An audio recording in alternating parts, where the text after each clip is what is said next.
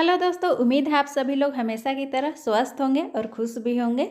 दोस्तों, आज की वीडियो देखने के बाद आपका रोज रोज पोछा लगाने का जो टेंशन होता है बिल्कुल ख़त्म होने वाला है। आज मैं आपको पोछा लगाने का एक ऐसा ट्रिक बताने वाली हूँ जिससे आपको रोज रोज पोछा लगाने का जो टेंशन है दोस्तों बिल्कुल दूर हो जाएगा। सप्ताह में एक बार भी आप पोछा अगर लगा देंगे अपने घर में तो एक सप्ताह तक आपका घर बिल्कुल चमचमाता रहेगा। ना एक मक्खी आएगी और ना एक मच्छर आएंगे, ना कॉकरोच आएंगे। बिल्कुल आपका घर स्वच्छ रहेगा, साफ रहेगा, कोई भी जम्स नहीं होंगे। बिल्कुल आपके जो घर का फर्श है दोस्तों जम्स फ्री हो जाएगा, एक भी मक्खी नहीं बैठेगी। आप एक बार इस ट्रिक को ट्राई ज़रूर करिएगा, तो वीडियो को ध्यान से देखिएगा। इसके साथ ही छोटे छोटे और भी टिप्स और ट्रिक्स है जो आपके घर और किचन के मुश्किल से मुश्किल काम को भी आसान बना देंगे। इन टिप्स और ट्रिक्स को आजमा कर दोस्तों इस्तेमाल करके आप अपने घर के सारे काम जल्दी से जल्दी कर सकते हैं। घंटों का काम आप मिनटों में कर सकते हैं और आप अपने लिए कुछ समय निकाल सकते हैं अपने केयर के लिए। तो वीडियो को आप लास्ट तक देखिएगा। वीडियो यूजफुल लगे, कोई भी टिप्स यूजफुल लगे दोस्तों तो वीडियो को एक लाइक कर दीजिएगा और ज़्यादा से ज़्यादा शेयर करिएगा। दोस्तों, हम महिलाओं को किचन में रोज ही प्याज काटना पड़ता है और प्याज काटना मतलब टेंशन का बात होता है दोस्तों, क्योंकि प्याज काटते समय बहुत बुरी तरीके से आँख में लगता है, आँख में जलन होने लगती है, आंसू आने लगता है। वैसे तो प्याज काटने के कई नुस्खे हम लोग आजमाते हैं। जैसे प्याज काट के हम लोग क्या करते हैं, पानी में डाल देते हैं, छील करके पानी में डाल देते हैं। प्याज को छीलने के बाद कुछ देर पानी में डाल के रख दीजिए। उसके बाद काटने से भी आँख में प्याज नहीं लगता है, आंसू नहीं निकलते हैं। लेकिन इसके अलावा भी मैं आपको एक और ट्रिक बताने वाली हूँ। जैसे एक दो प्याज आपको काटना है तो फटाक से इस ट्रिक से आप काट सकते हैं, आपको कोई भी परेशानी नहीं होगी।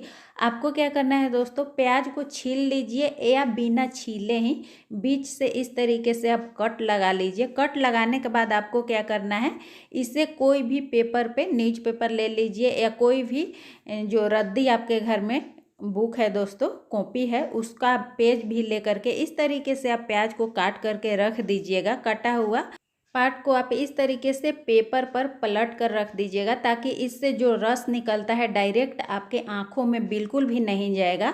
उससे जो रस निकलेगा पेपर तुरंत ही सोख लेता है, जिससे आपके आँखों में बिल्कुल भी पानी नहीं आएगा, जलन नहीं होगा, दर्द नहीं होगा। इस ट्रिक को एक बार आप आजमाइएगा दोस्तों। अगर आपको ज़्यादा भी प्याज काटना है, किलो भर भी काटना है, तो थोड़ा सा बड़ा पेपर ले लीजिए, न्यूज़पेपर ले लीजिए और इस तरीके से काट करके प्याज को दो पार्ट में काट लीजिए और इस तरीके से पलट करके पेपर पे रख दीजिए। और ये देखिए, आप देख सकते हैं इसका जो रस है पेपर ने सोख लिया है। तो इसी तरीके से रस जो प्याज का होता है पेपर सोख लेता है, जिसके वजह से हमारे आँखों में प्याज बिल्कुल भी नहीं लगता है। तो चलिए अगला यूजफुल टिप्स को देख लेते हैं।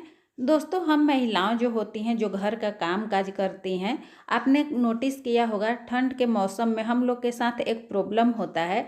हम लोग दिन भर घर का क्लीनिंग करते हैं, झाड़ू पोछा लगाते हैं, किचन में दिन भर काम हमारा रहता है, जैसे बर्तन धोना। खास करके सर्दी के मौसम में दोस्तों जब हम हरे हरे सब्जियों को काटते हैं, जैसा पालक, बैगन, गोभी, ठंड के दिन में दोस्तों बहुत सारे हरे हरे सब्जियां आती हैं जिसे हम लोग खाते हैं। तो उसे काटने के बाद दोस्तों हमारा जो उंगली होता है बिल्कुल काला हो जाता है और नाखून भी काला हो जाता है। बहुत हम लोग साफ़ करने की कोशिश करते हैं फिर भी नहीं होता है। तो आप इस ट्रिक को इस्तेमाल कर सकते हैं, बहुत ही यूजफुल टिप है दोस्तों। इसके लिए आपको क्या करना है, थोड़ा सा आप कोलगेट ले लीजिए, कोई भी आपके घर में टूथपेस्ट हो उसका भी इस्तेमाल आप कर सकते हैं। इस तरीके से जो उंगली का पोर हमारा काला हो जाता है दोस्तों, आप ध्यान दीजिएगा, आपने भी नोटिस किया होगा ज़रूर, जो उंगली का पोर होता है दोस्तों आगे के साइड से वो बिल्कुल काला हो जाता है सब्जी काटते काटते ठंड के मौसम में। और उंगली का जो पोर होता है थोड़ा थोड़ा फट भी जाता है और साथ में हमारा नाखून भी काला हो जाता है, गंदा हो जाता है। तो इससे आपका नाखून भी बिल्कुल क्लीन रहेगा, हमेशा चमकता हुआ रहेगा, शाइनिंग रहेगा नाखून पर भी। और आपका जो उंगली का पोर काला हो जाता है ठंड के दिनों में सब्जियों को काटने से या बर्तन धोने से, तो वो भी बिल्कुल साफ़ रहेंगे। इस ट्रिक का एक बार आप इस्तेमाल ज़रूर करिएगा। तो आपको थोड़ा थोड़ा कोलगेट लगा लेना है। आप क्या करें, उंगली का आगे का जो भाग है उस पर भी लगा लीजिए कोलगेट, और नाखून पर भी लगा लीजिए। कोई भी आप पुराना टूथब्रश ले लीजिए और इस तरीके से आपको नाखून पर रब करना है, और उंगली का जो आगे का पार्ट है वहाँ भी आपको रब करना है। ब्रश से जिस तरीके से हम दांत को साफ़ करते हैं दोस्तों, उसी तरीके से आपको नाखून को साफ़ करना है। और उंगली जहाँ जहाँ आपका काला हुआ है, जहाँ जहाँ फट गया है, फटने के बाद दोस्तों उसमें लगता है कि काला काला कुछ उसमें अंदर चला गया है, जिससे बहुत ज़्यादा गंदा लगता है देखने में। तो आप उंगली को भी इस तरीके से रब कर सकते हैं। देखिए इस तरीके से ये जो उंगली का ऊपर का जो पोर होता है दोस्तों, ये काला हो जाता है सब्जियों को काटने से या बर्तन धोने से। अगर आप घर में काम करने वाली महिला हैं तो आपने भी नोटिस किया होगा। तो इस तरीके से आप कोलगेट से कोई भी ब्रश लेकर के अपने उंगली को साफ़ कर लीजिएगा और नाखून को भी साफ़ कर लीजिएगा। तो आपका नाखून और उंगली बिल्कुल साफ़ रहेगा, शाइनिंग रहेगा। ठंड के दिनों में भी आपका जो नाखून है, उंगली है, बिल्कुल भी काला नहीं होगा, नाखून गंदा नहीं होगा। तो राइट हैंड के लिए आप किसी का हेल्प ले सकते हैं। देखिए मैं इस तरीके से कर रही हूँ तो थोड़ा सा दिक्कत आ रहा है। आपको क्या करना है, थोड़ा सा ब्रश को पानी में भिंगा लीजिए, सूखा सूखा नहीं रब करना है। देखिए इस तरीके से मुझे लग रहा था कि सूखा हुआ है, तो थोड़ा सा मैंने ब्रश को भिंगा लिया है। अब ये अच्छी तरीके से साफ़ हो जाएगा। बस 5 मिनट इसी तरीके से आपको रब कर लेना है दोस्तों। रब करते करते 5 मिनट हो जाएगा, तब आपको नॉर्मल पानी से धो लेना है। धोने के बाद दोस्तों आप बिल्कुल चौंक जाएंगे। आपको लगेगा भी नहीं कि आपका नाखून और उंगली इतना काला हो गया था, गंदा हो गया था।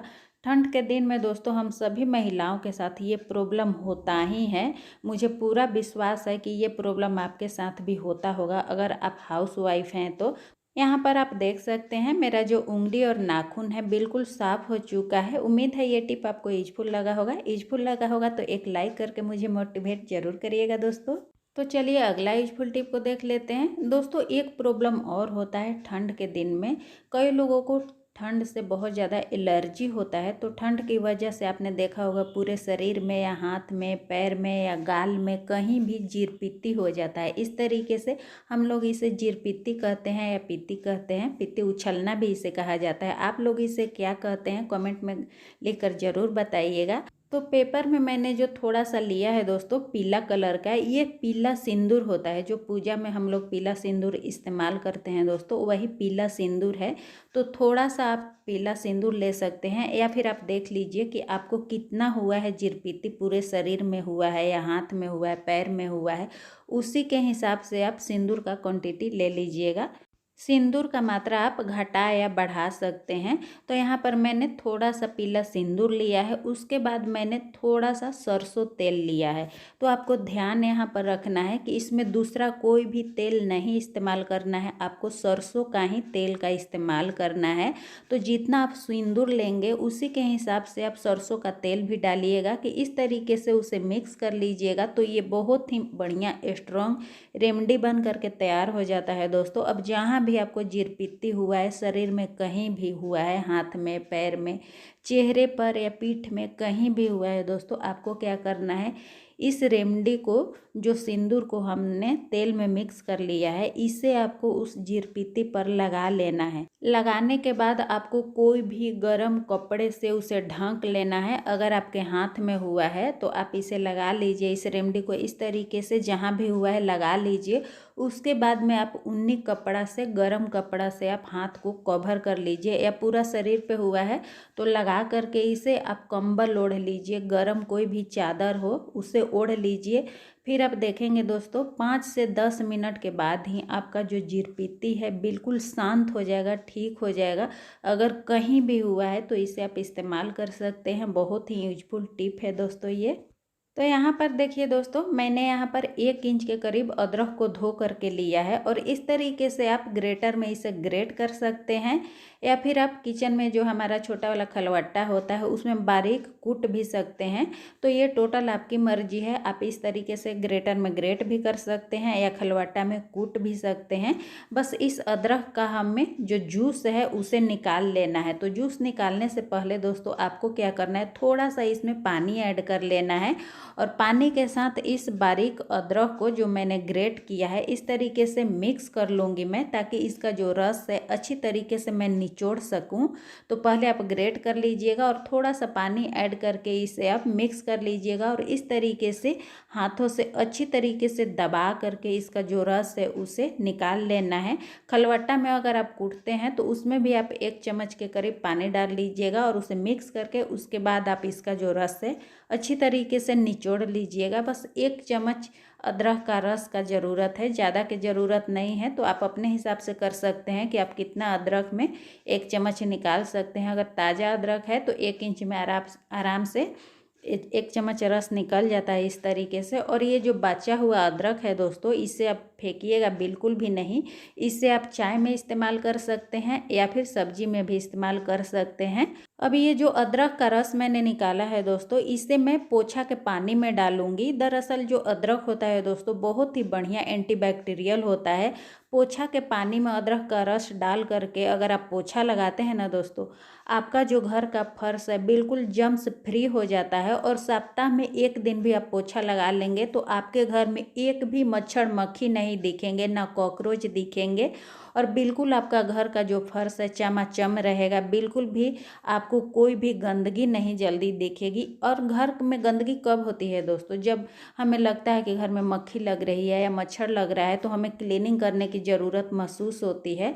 तो आप ठंड में डेली पोछा लगाना नहीं चाहते हैं, आपका जो शरीर है डेली अलाउ नहीं करता है कि आप अपने घर में डेली पोछा लगा सकते हैं, तो आप सप्ताह में 1 बार इस तरीके से अदरक का रस पोछा के पानी में डालकर लगा लीजिए। 1 सप्ताह के लिए बिल्कुल बिना टेंशन के आप हो जाइए। आपके घर में कोई भी पोछा लगाने की ज़रूरत नहीं पड़ेगी। एकदम आपके घर में एक भी मच्छर मक्खी नहीं दिखेंगे, न कॉकरोच दिखेंगे, फर्श एकदम जम्स फ्री हो जाता है। मैं तो इसी तरीके से ठंड के दिनों में करती हूँ दोस्तों, सप्ताह में 1 बार या 2 बार पोछा लगा लेती हूँ और बिल्कुल 1 सप्ताह तक निश्चिंत रहती हूँ। टिप्स यूजफुल लगा होगा दोस्तों तो एक लाइक करिएगा, चैनल को सब्सक्राइब जरूर कर लीजिए।